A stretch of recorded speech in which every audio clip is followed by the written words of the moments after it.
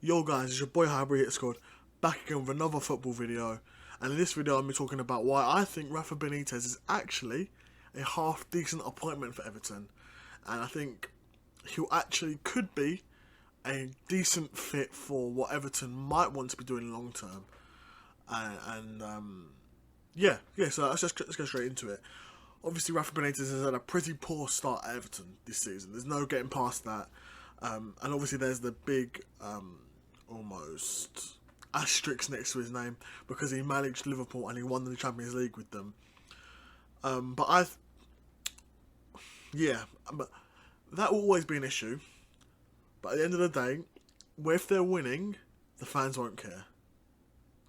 You know what I mean? Honestly, if the team is winning, the fans will not care. I'm telling you.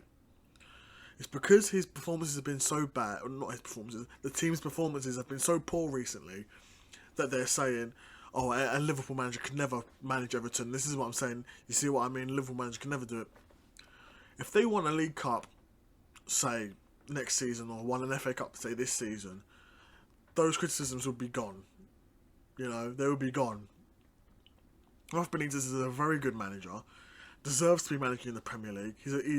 Because he can work wonders with a team with limited budget like he did at Newcastle. Everton's budget isn't limited. It will be this season and potentially into the next due to FFP because they've been so ridiculous with their spending. But that goes to show that the money is actually there. They won't be able to spend it, like I said, this season or the next because of FFP. But once they've passed those tests and are regulated and being able to spend more money again, I believe they will be. So let's get straight into the starting 11. So in goal, of course, Jordan Pickford, England's number one, and Everton's number 1 too. He's a decent shot stopper, but his bread and butter is distribution. Really good on the ball. Good from all three. Good from I wouldn't say he's a great long distance passer, but from short and medium ranges, he's one of the best in the league. There's no doubt about it. And playing at the back, he can do that fine as well. But Rafa often likes to counter, so occasionally Jordan Pickford's long passing will be called into help, and he can do that. It's not his strength, but he's a capable passer of the ball. And nonetheless, now at left back they've got Luka Dean, who's probably, arguably one of their best players in their team right now, in terms of everything, in terms of as being a whole player, in terms of moving with the ball, crossing the ball, passing the ball. Got some decent physicality about him as well. Doesn't get knocked off the ball too easily. Luka Dean at left back, and to be honest, since Luka Dean's joined the club, he's probably been one of their best players as well. Then a centre back partnership of Ben Godfrey and Michael Keane. Ben Godfrey, of course, they picked up from Norwich last season or the season before, but a decent signing from a young English player, quite quick, quite physical as well. Decent on the ball, can play at the back. I mean, he would have been doing that at Norwich rather, quite a bit. And they've got that option to do that with Ben Godfrey as well, and obviously Michael Keane as well at centre back. Been at Everton for a while, still fairly young, I think, and also has also played for England a few times too. And yeah, again, another decent option at centre back, and then at right back you've got Seamus Coleman, the club legend, and the most experienced player in the team. Club legend, losing a lot of his pace. Well, he's not losing; he's lost. He's lost a lot of his pace. I think his main attributes now would be the experience, the vision of the game, and also his influence off the pitch, or on the pitch too. His leadership on the pitch, and of course his leadership off the pitch too.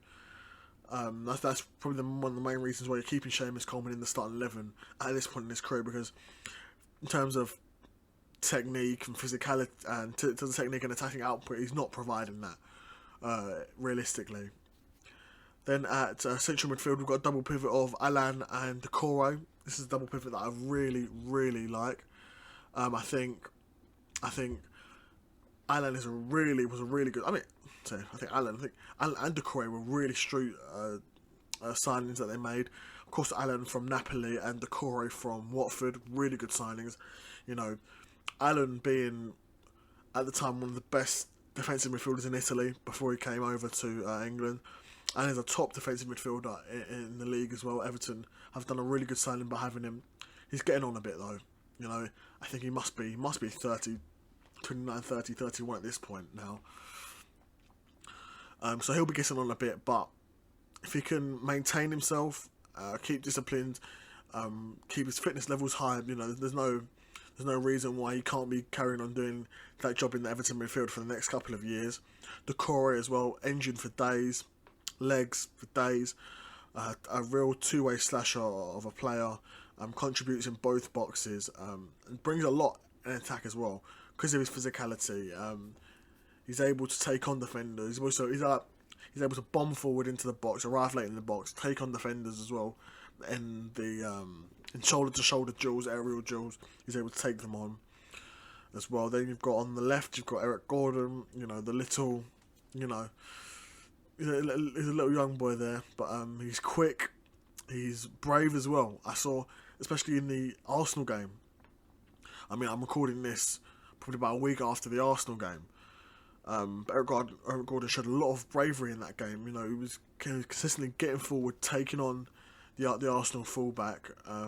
Sometimes getting the better of him, sometimes not. But even if he didn't, best believe next year he's going to be there. You know, showed a lot of bravery to me, and he impressed me quite a bit with that performance. To be honest, and then on the right you've got Andros Townsend, a player who I thought had fallen completely off. You know, I thought he'd fallen all the way off, but has had a bit of a career resurgence under Rafa at Everton. Nonetheless, you know, a really impressive career renaissance, resurgence rather.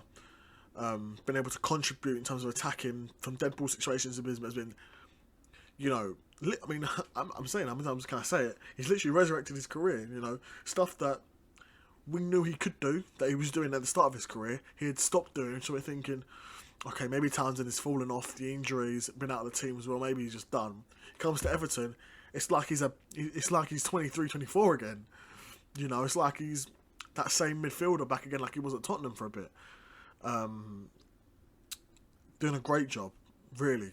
Honestly, one of their best players this season so far, but honestly, who I think has been their best player this season so far, and also the best new signing, Demarai Gray. They picked him up for what? 1.7 million from Leicester. I mean, I was watching him against. I saw the goal against Arsenal, thinking, how can you let a player like this go for 1.7 million? Leicester, honestly, you know, I'm thinking, was this guy just not doing this at Leicester? He must not have been, because if you've got a player that can do the things that I've seen Demarai Gray doing this season, you don't sell him for 1.7 million. I mean, you just don't. But he's been doing a really good job at Everton, shown energy, fight, ambition, willing to take a man on, willing to take a shot from far out, willing to make an attack happen, give a 1-2, give and go, getting forward, working back hard as well. He's got the legs for it. He's a young player.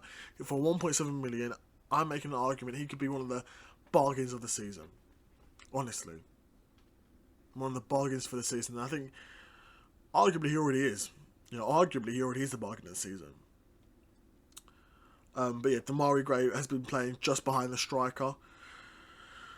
Recently, we've been seeing the likes of Richarlison up front or Rondon up front. And it'd be interesting to see where those two fit into the squad once Calvert-Lewin is fit again.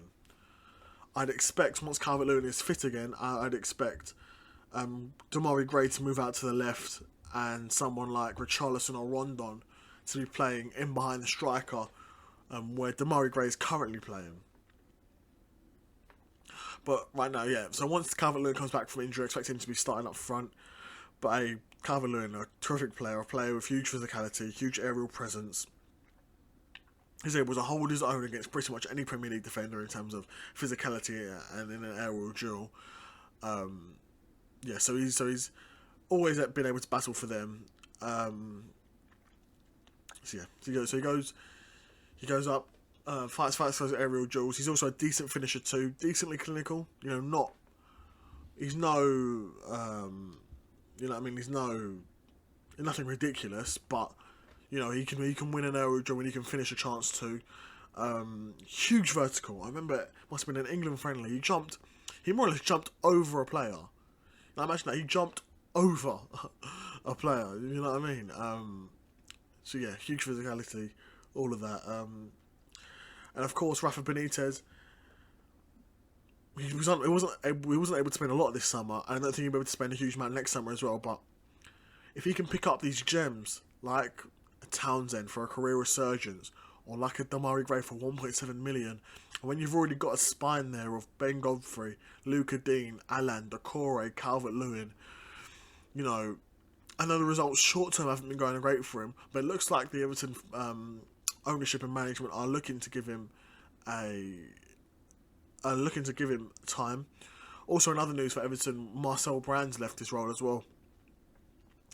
With that was really a difficult one, because before this I'd never heard of Marcel Brands, but I'm hearing from everyone he's got a good reputation. He's got a good reputation of being a shrewd operator who's able to build clubs up. If you're looking at that for face value, he hasn't done that.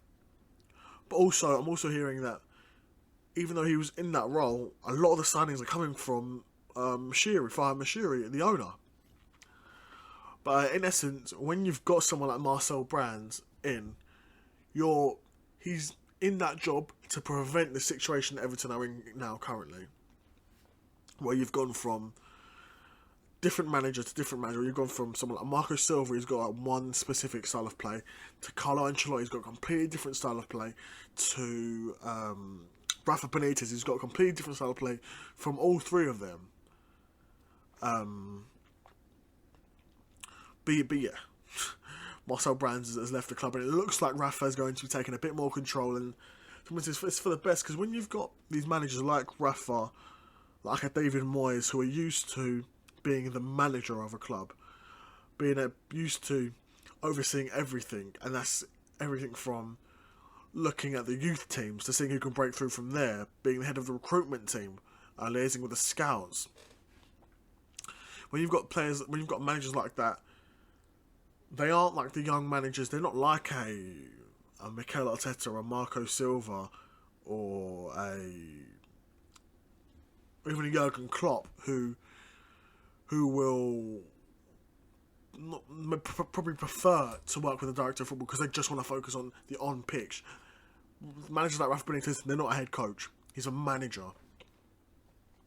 And like Marcel Brands has left, him having that more direct relationship with the owner and with having more control over recruitment and over maybe the youth development as well would actually be a good thing for Everton going forward, and a good thing for Rafa Benitez, because I know also his last Premier League job in Newcastle, that was one of the issues as well. They didn't have enough power and they weren't showing enough ambition. In terms of ambition, you're not going to have to worry about that with Everton. One thing they have shown is ambition, aimless ambition sometimes. But hopefully you like that video, guys. If you like that video, make sure to leave a like on this video down below, and if you've got any suggestions on teams you want me to do next, or any players you think he'd be playing rather than this starting 11. Obviously, he's got some injuries. Calvert-Lewin's currently injured. He'd be pleased with playing Rondon and Richarlison up front. So once Calvert-Lewin's back from injury, where do you think Swandon and Richarlison will fit into this team? If you think Rafa will change tactics,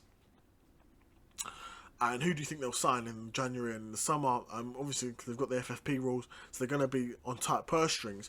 But that's a really good challenge for Rafa, because it's forcing him to find these gems like Damari Gray for 1.7 million. I can't speak highly enough of it. But yeah, it's been your boy Highbury Hit Squad, and I hope you enjoyed yourself. Have a good day, and I'm out. Peace.